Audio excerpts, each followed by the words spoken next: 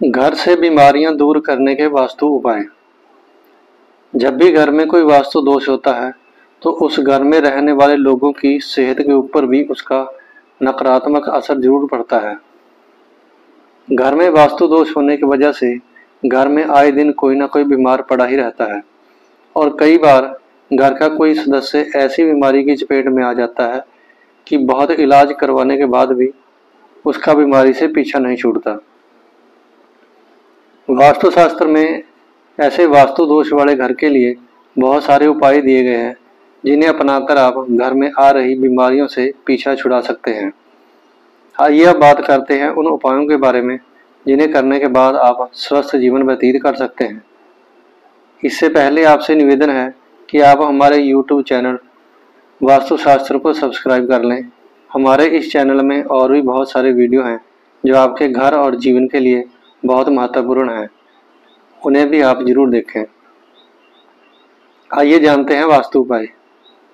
अगर आपके घर में कोई काफ़ी दिनों से बीमार है तो सबसे पहले मरीज की सोने की दिशा का खास ध्यान रखना चाहिए। सोते समय मरीज के पैर कमरे के दरवाजे के ठीक सामने नहीं होना चाहिए और ना ही शौचालय के दरवाजे के सामने और सीढ़ियों की तरफ हो। अपने रसोई घर की तरफ भी ध्यान दें। वास्तु के अनुसार रसोई घर आग्नेय कोण में होना चाहिए।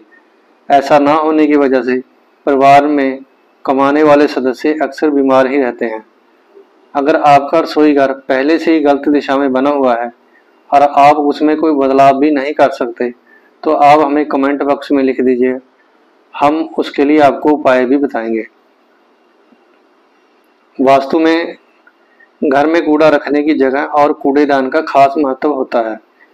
घर में कूड़ा रखने की जगह घर के ईशान कोण में भूलकर भी न बनाएं। ये एक बहुत बड़ा वास्तु दोष बनता है। ऐसा करने से घर से बीमारी कभी भी पीछे नहीं छोड़ेगी। अक्सर घरों में कूड़ेदान टूटी फूटी हालत में होता है और उसकी नियमित तौर पर सफाई भी नहीं की जाती।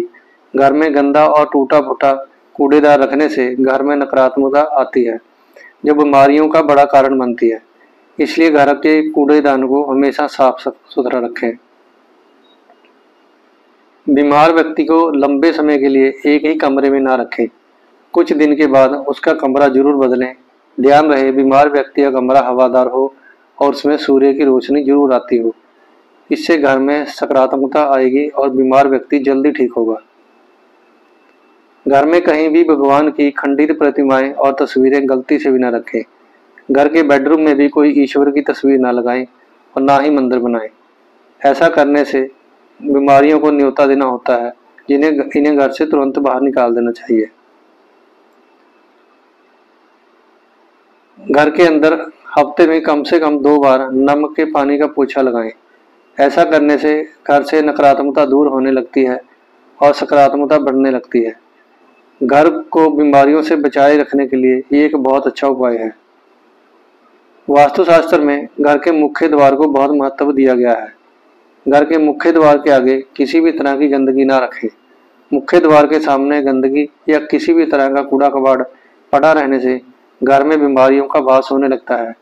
हर रोज सुबह मुख्य द्वार के सामने सफाई जरूर करें। दरवाजे के ऊपर भी धूल गंदगी जमने ना दें।